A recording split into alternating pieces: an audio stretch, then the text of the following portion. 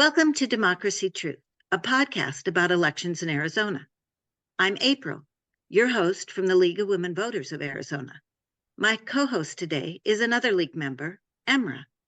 Today we are discussing ERIC and how it helps with election integrity. Hey, when I hear about Eric, depending on the source, I hear that Eric is good or Eric is terrible. It leaves me like, who is this Eric guy and why should I care if he's good or bad? Poor ERIC. People are forming opinions without even knowing what ERIC really is. What exactly do you mean by what it is? Let's clear that up. ERIC isn't a person. It's an acronym standing for Electronic Registration Information Center. Interesting. So, how is Eric good or bad? Before we come to any conclusions, let's talk about ERIC's role in elections. ERIC is a tool designed to maintain accurate voter rolls and prevent voter fraud. That sounds kind of important, but how does it work? ERIC collects information from a variety of sources, including voter registration records, motor vehicle records, Social Security Administration death records, and USPS change of address records. Wow, that's a lot of information. And Eric has all of this information just floating around somewhere? Well, ERIC has a lot of safeguards in place to protect people's privacy. A lot of sophisticated technology is used to keep information safe. That's good to hear, but I still can't help but feel concerned about all of this data being collected. Not to worry. The ERIC organization is aware of these concerns. They are quite careful to maintain safety and privacy. ERIC uses industry standard techniques to protect the data they've collected. While, according to ERIC, it does not publicize its specific internal security measures, it maintains a dedicated privacy and technology advisory board.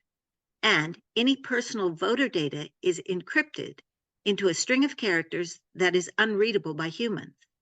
ERIC's executive director told VoteBeat magazine in April 2022 that ERIC has never had a data breach. So they're diligent about security, but who has access to this information? Only authorized personnel at ERIC can access the data. So with ERIC's strong security measures in place, I believe that ERIC is a responsible organization that takes privacy seriously. If you still have concerns, I would encourage you to learn more about ERIC by looking at the information available on their website. Yeah, I might just do that, but I've also heard that Eric might have a partisan agenda. That's a myth. I know it's strange. ERIC is completely nonpartisan. In fact, it's a bipartisan success story. Bipartisan, but how did Eric come to be? ERIC was created in 2012 by 7 states, Colorado, Utah, Virginia, and Washington, led by Republican chief election officials, and Delaware, Maryland, and Nevada, led by Democratic officials. Now, 24 states, including Arizona, plus the District of Columbia, are members. I'm curious about funding. Who foots the bill for Eric? ERIC was initially funded by the Pew Charitable Trusts. Now it's financed by its member states, the ones I just mentioned, and ERIC is classified as a public charity. So Eric is a charity? Correct. And ERIC's mission is to improve the accuracy of America's voter rolls, enhance voter registration for all eligible citizens, reduce election costs, and increase the efficiency of elections. Wow, that's a big, important job. Exactly. For example, in December 2021, ERIC provided information to Arizona election officials that nearly 200,000 individuals on their voting rolls had moved, which helped Arizona maintain accurate voter lists. Sounds like a necessary cleanup, but back to my data concerns. Who provides the data for these voter rolls? Member states submit data from voter registrations, motor vehicle departments, the Social Security Administration, and the U.S. Postal Service. Hold on, member states? How do they decide who gets in, and why all of this data? Any state can join ERIC. It's voluntary. The data is used to identify who has moved, who has passed away, who is registered to vote, and who is not. I see. But what about the involvement of the Postal Service? Is that really reliable? Absolutely. They provide crucial information about address changes, and inaccurate addresses can cause delays on election day and the need for provisional ballots. And fraud. Indeed, ERIC uses data from various sources to ensure the voter rolls are accurate and to identify potential illegal voting. Interesting.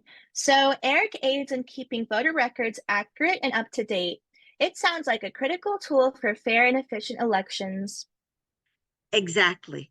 It's a significant asset in ensuring the integrity of the voting process. And to answer your original questions, I believe that ERIC is good for election integrity. For more information on ERIC, you can check out various resources like the Center for Election Innovation Research or ericstates.org. And thank you, listeners, for being with us today. Join us for our future podcasts about democracy in Arizona as we dig into more interesting topics. This podcast has been brought to you by the League of Women Voters of Arizona.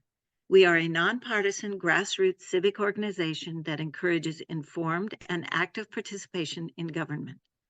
We work to increase understanding of major public policy issues and influence public policy through education and advocacy.